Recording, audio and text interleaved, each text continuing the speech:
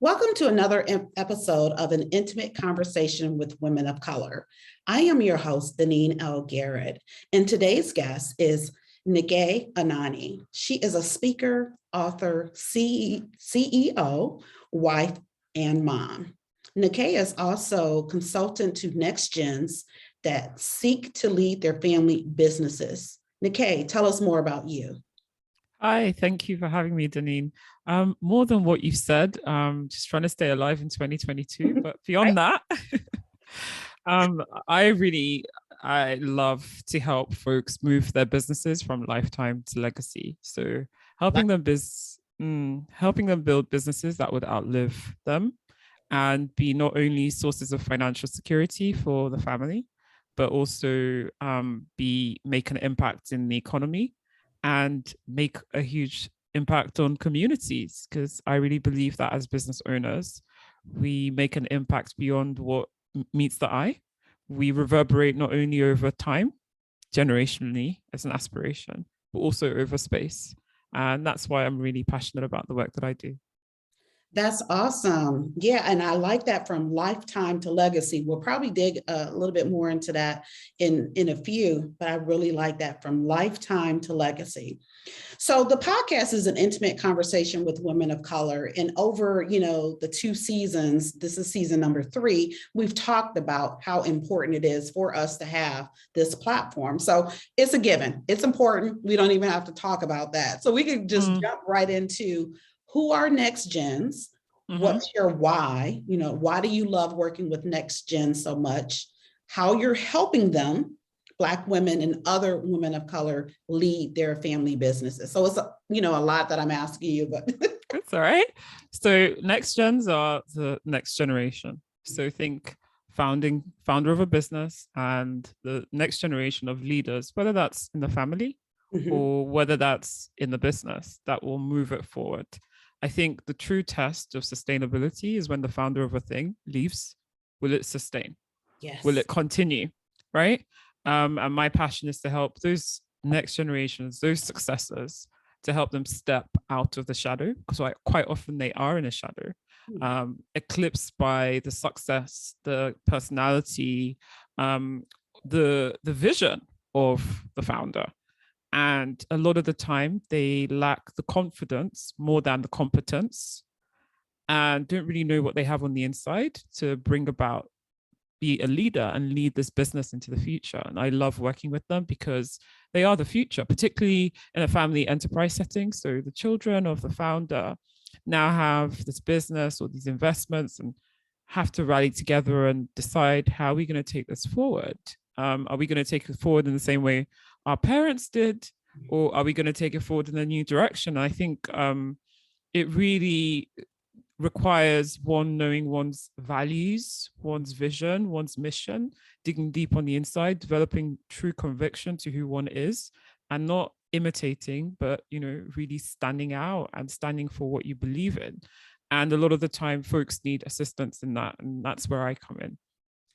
Yes. And so what you're doing for businesses, one could do for corporations. So why did you choose businesses versus, let's say, corporate? Okay, so Women of Color podcast, so we'll get real. As a community, it's really important that we build generational wealth. Yes. And when we look at generational wealth in our counterpart communities, you find that the ultimate source is usually a business somewhere, right? And those businesses are often family businesses. Often they will develop a business and then they'll have income from that business, then buy assets like land, property, real estate. They may sell the business further down the line, and then generations later, they're sitting on huge assets that their generations to come literally are beneficiaries of. They then set up a foundation, support philanthropic causes. However, when we trace the ultimate source of their wealth, it's usually linked to a business somewhere. And so for me, my passion is really to help us as a community to really, truly build generational wealth. We talk about it a lot. There's a lot of kind of lip service to it, and it's a tag, it's a hashtag, but no one really has a true strategy to how to build generational wealth.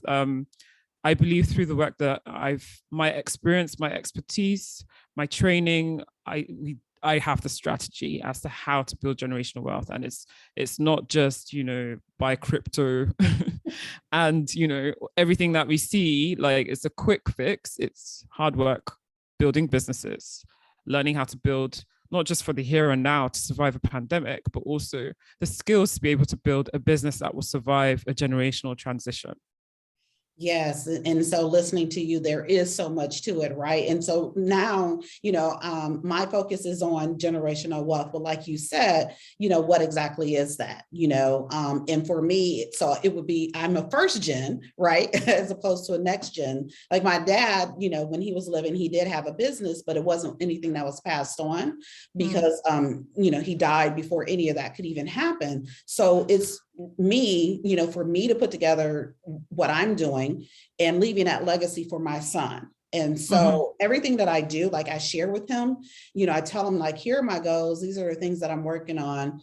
And I share with him my steps and my process because I want him to kind of, learn from me what I'm doing. And I want him to see those results, right? And that it does take effort to get whatever that thing is. And so I love that and love, what I'm able to share with him. And, we may end up, working together in some kind of capacity in a family, having a family business. And then for him to be able to pass that along and whatnot. So I am, so grateful for this conversation that we're having. I definitely appreciate that. So tell me more about from lifetime to legacy, because I don't, what is that? What's the difference in lifetime versus legacy? So my passion in this space, I'm Nigerian of origin. I just moved over to the States like 7 months ago, and I spent 10 years working in Nigeria. And looking at the lack of generational wealth, I did a lot of research and found that only 2% of businesses in Nigeria successfully outlive their founders. And so it became this passion of mine to see that our businesses move from lifetime businesses, i.e., as a founder, is this business for a lifetime or is this business for a legacy? Right. So a business that would outlive you and continue to bless future generations. And so that's the whole concept of lifetime to legacy. And that's why I say my mission is to help business owners move from lifetime to legacy. But it's interesting what you were talking about how you talk with your son and you share like your decisions, you share what you're thinking, your vision, your mission. In my view, you're a next gen, you're a second gen, because there must have been a transfer of knowledge, intelligence, wisdom from your father, and you're already doing that with your son. And I think quite often in this industry, generational wealth, legacy, we talk about the tangible, but it's the intangible that leads to the tangible, right? There's nothing useful about leaving $100 million to your son and he doesn't know how to handle it and he squanders all of it. But passing on the skill to learn to manage money, to learn to make decisions, even if you left him zero, right, such that he could build his own business and build wealth, that's lifetime to legacy in my view. You know what? That is so powerful. And I don't know if you can tell, but I'm like tearing up. Oh, I am. And you know what? Look, I need to pause for a moment and take it because before I start crying, oh my God, you said so much, right? You just said so much. And that's what this conversation, this intimate conversation is about. So for our audience who, if you're listening on your favorite podcast platform, hopefully you're on YouTube so you can see just exchange that we're having and the emotion that Nikè is eliciting from me, because you're right. You're absolutely right. My dad, he had his thing. And even though I was a young girl, it was transferred to me, right? Because I even think, recently it's been kind of coming to my mind that like, me having a passion or me doing this, that, and the other, that's something like that I got a residual from my dad. And it's starting like to surface that, wow, that is something from my dad. And so what you're saying to me now, it speaks, it's touching my soul. So oh my, yeah. So just know that, definitely know that. So, So we have, there's women, Black women, other women of color who haven't tapped into their power, into their voices. And whether it's, we can talk specifically for maybe NextGens that you're talking to, what 3 actions will help them to own their power and to own their voice? Know yourself. And don't be scared to get to know you. Oh, right? Right. I feel like I was having this conversation the other day that a lot of us, when we don't know who we are, we imitate and we spectate rather than be who we are. Yeah. And stand out and, own who we are. I think that's, so it really first starts with knowing self and loving self. So knowing what your values are, knowing what your personal mission is, your personal vision is, beyond the hustle, seeking for dollars and cents, and take some time to know you, is what I would say. Second thing is to get into community with other people that are on a similar journey as you, of a deeper purpose, more meaningful living. It really helps to get into community. And the last thing I would say is courage, ordinary courage. So Brené Brown has this concept of the distinction between ordinary courage and heroism, and how most of us, we wrongly equate the two as the same, and they're not. So she says heroic acts are not like, we think of saving the day as being courageous, but courage can just be showing up. Courage can just be vulnerable enough to say, I made a mistake, or I don't understand, or I feel damn uncomfortable to say this, but standing up for yourself, right? Saying no to an opportunity because it doesn't align with your values, or saying no to an institution because you know that they don't appreciate the wholeness of who you are, right? Where I'm from, we have a lot of neo-colonialism. In 2022, we have a lot of implied subtle messaging about the inferiority of us as a race.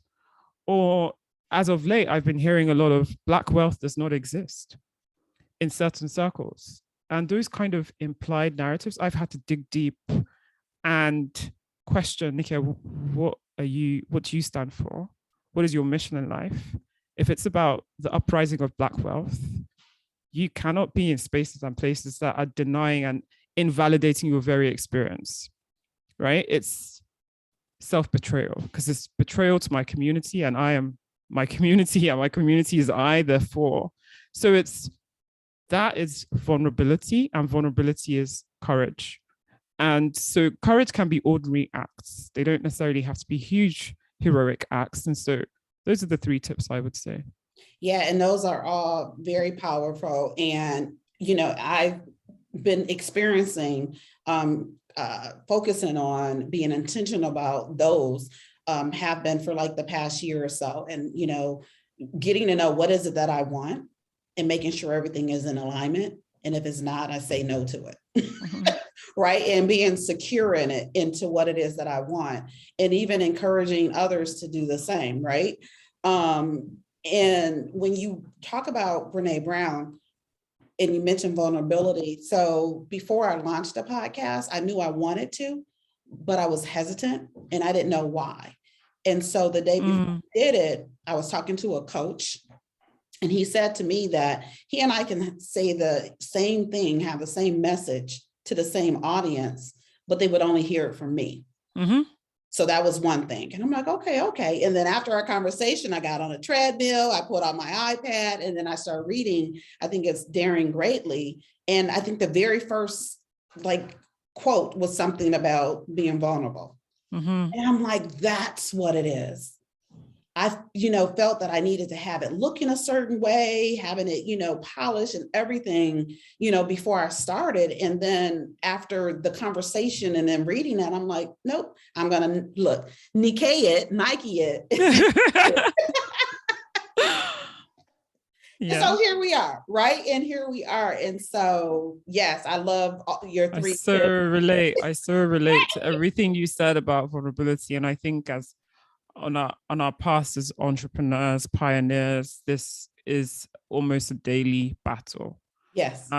It really is. I think the notion that we are fearless and we're successful and just thriving is just really quite damaging, because there are people in their closets, in their houses, absolutely petrified to start, because they think they have to have everything together and they have to be perfect. Or even those that have started and are like, everyone's boss babying it and doing so well, and I don't know what I'm doing, and I'm absolutely petrified to take the next leap. Right. And I just often tell people that, it's the journey that we're on is one of vulnerability and personal development. And I think it's Suzanne David that says, walk with fear in one hand and walk with courage in another. And for me, I oscillate between immense like optimism and I'm the queen of the world, I can do all things. And then the next day I'm like, what is going on? Like, like, what is this? So I think we will have different battles to fight in our mind with fear. Yeah. No, and so recently I'm like, oh, I'm gonna, propose this thing. And then, a few days later, it's like, why are you doing that? Right. And then I said, oh, you know what? I'm gonna do it anyway, because I don't want any regrets. And the thing about it is I was okay with the outcome either way. Whether the person said yes or no to the proposal, but I, had to say, let me at least ask, let me at least propose it, because again, I would rather not have any regrets. I did it, I proposed it. They said no. Okay, I kept it moving, as opposed to not even, having the opportunity where they might even say yes. And so going back to what you were just saying, things you have to just go ahead and do, whether you have it all together, if it's something you want to do, you feel strongly about it, make that move, build as you go, because that's what everybody else is doing. There's some people out there that are building, and even the people who perception wise, it looks like they just started and everything was polished. Perhaps, however, you don't know the number of years that it took them to get to that point, because you didn't preach that. Yeah. Right? You didn't see it. Trust. There was a journry for them to get. There was a process. There's always a process. Right? No one sees the tears, the blood, the sweat. Yeah. You only see an extension of the supposed success. We all showcase our highlight reels and not our closet fears, right? That. And what you were saying about, choosing to send those proposals anyway, in spite of what you felt at that moment in time, it really resonates, because for me, I choose to live a life of the highest level of integrity. And that starts with being integral with self. Yeah. So if I commit to myself that I'm going to contact 50 people, I'm contacting 50 people because I want to be impeccable to my own word. Because only when I have integrity with self that I can have integrity with others, right? And just to honor my word to self, and then let the universe determine what will happen with those. Yes. Right? Progress, not perfection. All of that. And, and it fits into my whole, I'm in a state of attracting and manifesting. And so, I'm saying, okay, hey, I'm attracting and manifesting these two different things. And it's, God, higher being, whichever one you actually want for me is what I want. Right. Because they're competing things, if you will. They're at the opposite spectrum. So it's kind of like, okay, I'm going for both of these things. You choose which one. But at least I'm putting it out there. So, yeah. So I want to pivot a little bit. And so, last year, or I don't even know the years, but in 2020, I started to honor my sister who had passed, and she was an author and a poet.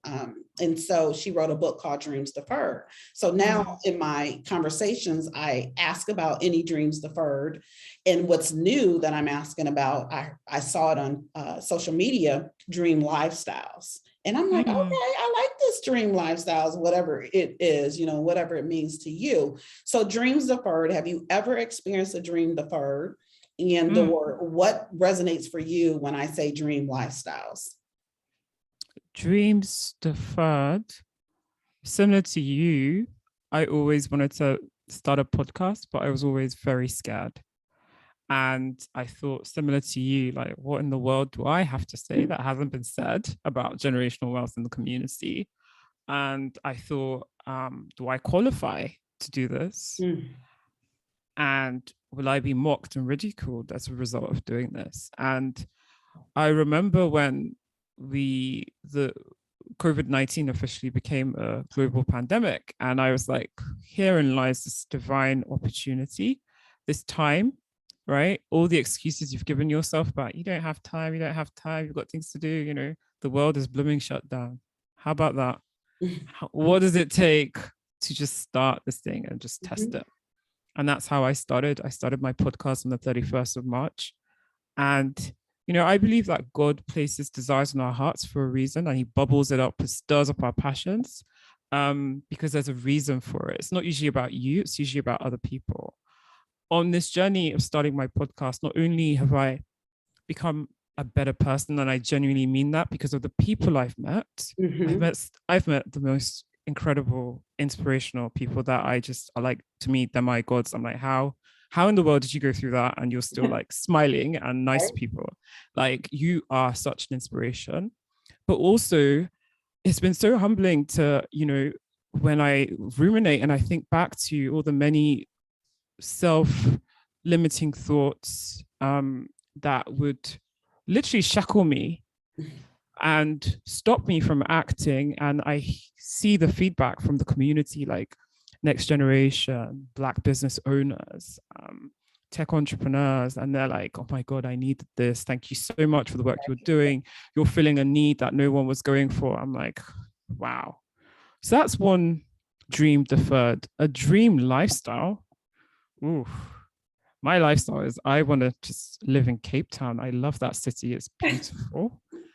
I want to live by up in the mountains and have access to some winery, and with doing nonprofit work, feeling financially free, abundant, being able to impact on communities, and really being in a tribe of people that I'm working with, but it feels like we're all friends because we have a shared vision and a shared mission. That's my dream lifestyle. And that's a beautiful lifestyle, right? I'm envisioning it as you're talking about it. Yes. I love that. So you recently moved from Nigeria to the States? I did 7 months ago. Yeah. So what brought you to the States? Do you know what? It's so funny you're asking me this. I've had so many people be like, you're coming here at this moment in history. One of my friends was just like, girl, what are you doing here? We're trying to leave. I will just say that myself and my husband, we've got 2 young boys, age 6 and 4. And unfortunately, on the continent, there's a lot of opportunity. But to really be able to be a change maker and to make a difference, you really do need to go out to get the best of education outside of the continent. That's the unfortunate reality. And that was a similar decision my parents made when I was young. So I left Nigeria at age 9, and I was in the UK for 16 years. So that was the primary reason why we left, was for the kids' education. But my work with the continent continues. So I've got a nonprofit promoting generational wealth and generational legacies on the continent, which is a membership organization, and we're fully virtual. And we'll be flying back for events and things like that. But that was the reason. Okay. Yeah, because I was thinking that you were actually in the UK. So when you had shared your address, I'm like, wait a minute. Something like Yeah, I left the UK now. I left the UK 11 years ago because I spent, and you know what? I don't miss it. Really? Okay. No. Okay. It's it's a formative part of like my experience, Yeah. but maybe I associate, to be fair, I Mhm. think I associate it with a season in my life where I didn't know who I was, and I Okay. felt very much like I was code switching 247. I didn't feel comfortable in myself. I didn't know where I was going. I was dating a whole bunch of God knows what those people were. Um, I think it represents for me being lost in the wilderness Okay. more so than the country itself, Yeah. right? And I Yeah. think when I think back to like my season, the last 10 years in Nigeria or my season here, it's a lot more positive. Like I feel like I came into myself when I got back to Nigeria. I knew what I wanted. I got full clarity of my purpose, Yeah. started doing really meaningful work, met with incredible people. I felt like everything just clicked. Yeah. And also moving here to Austin is the same. So yeah, No, not hating on the UK. right. No, absolutely not. And so what you're saying makes sense because for me, I moved to Detroit, moved to Vegas, where I learned what my purpose and passion was there for about 5 years, 4 or 5 years, came back, and then was able to actually have a career in that, right? And Mm-hmm. so I've been building off of that ever since. Like the podcast is actually, you said from lifetime to legacy. For me, it's from panel to podcast because I had Mm-hmm. created a panel for a work event conference, right? For a conference, and led that for 3 years. And folks were like, "What's next?" And that's where the podcast kind of came in. And so I expanded what the demographics of it. But same similar situation. Sometimes you do have to leave from where you are to find who you find yourself, right? And that's 100. just part of the journey. For me, what it is I feel bound by people's expectations of me. Mm. And so when I leave a space, I feel like I've got full agency to reinvent myself Yeah. because no one around me, particularly here in the States, like no one knows me. I'm anonymous. And there's so much liberty in the anonymity, um, because I can reinvent myself without, and I can rediscover myself without people's expectation of who Nikè is. ABC. Nikè does XYZ. Yeah. Mm. No, I love that. I love that. And so you mentioned the podcast, which I'll have in the show notes. Now, would we be able to find out about your nonprofit through your website? Yes, you Okay. will. There's a bit on that. Yeah. Okay, so I'll have all that available. So for those, again, our audience, you'll be able to get that information in the show notes. So February is Black History Month here in the United States. And again, I was thinking you were in the UK, and I know that in the UK, they celebrated Black History Month a few months ago. It's October. Yeah. Okay. All right. So for you, share how or who in Black history has impacted you the most and why. For me, interestingly, I always say Fela.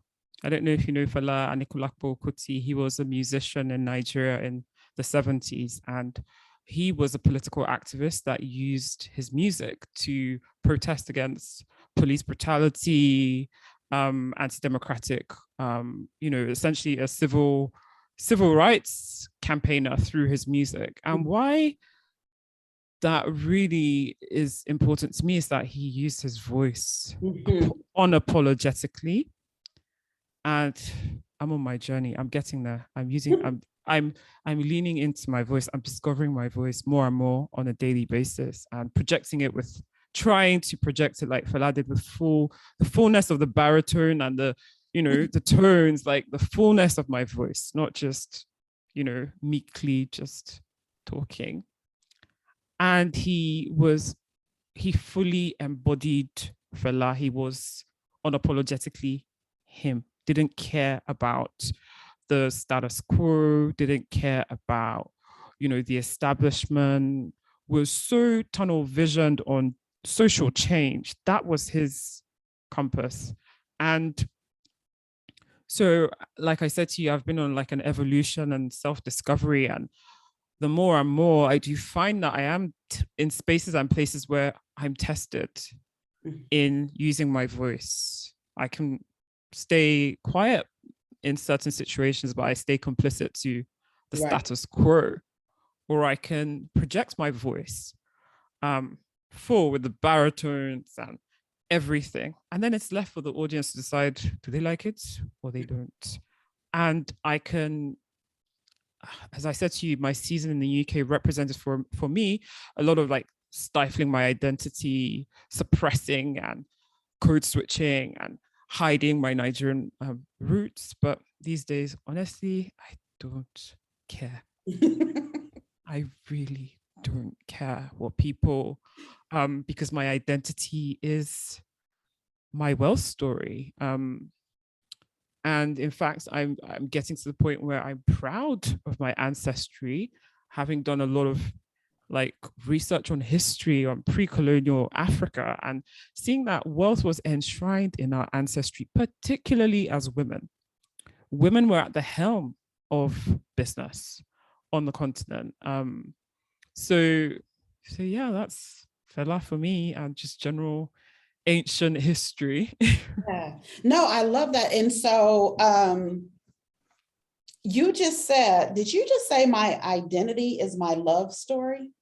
My identity is my wealth story. Wealth story. Okay. Yeah, because my history actually affirms that wealth is enshrined in my ancestry. Wealth is not a new thing to our community.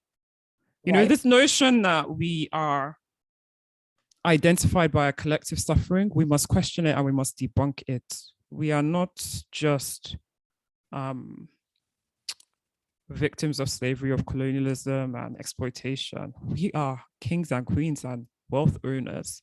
We sustain communities. We invented and exported technologies. We were leaders and are leaders. And so my history tells me that as a woman, particularly as a Black woman, wealth is enshrined in my ancestry, business building is enshrined in my ancestry, sustaining the community is enshrined in my ancestry. And so I embody and embrace wealth, and wealth embraces me. Oh. Despite what the media tells you. The media tells you it has one color, but I don't believe it does. Yeah, all of this, look, snap, snap, snap. All of this is so powerful, right? And it's so appropriate for this time, this month, right? Being the first episode of Black History Month, and just for any time, right? Especially the beginning of our conversation and what you talked about as first, and that what is kind of makes up generational wealth, and again, from lifetime to legacy. I really like that. And when you even expounded on that, that was so eye-opening, right? Creating things that outlive you. That's what we mean by legacy. Yes. So for our audience, again, if you're not watching, then you're not seeing me continue to nod my head and smile, and because everything that Nikè is saying is just speaking so much to me, in the path that I'm on, right? And then what you were just talking about, our voice and in the filet, it's a powerful thing. It's when we're able to, and it's freeing, right? When you're able to not care, to go ahead and to not be complicit, right? When something happens, you speak up and you're not concerned about what a person does with that and how they do. It was for you. It was put in your heart, your spirit, for you to speak on that thing. And you did that. You were, bound to that, to yourself. Indeed. Yeah. And you were impeccable to yourself. You honored your truth. Absolutely. So before we wrap, what would you like to leave our audience with? I would just like to encourage our audience, your audience rather, not us. It is for now. It is now. It's a collective. It is. It's a collective. Honestly, just to steer on the identity piece and a lot of the subtle messaging that's been said to us as a community about how we're downtrodden and things, and to really, how you see yourself becomes your reality. As you know, with like manifestation and what have you, and to really think on thoughts that affirm your identity as a person of wealth, it will come. I love that. I love that. Nikè Anani, thank you so much for lending your you. voice on an intimate conversation with women of color, and enjoy the rest of your day. Thank you so much. Had an awesome time. You're welcome.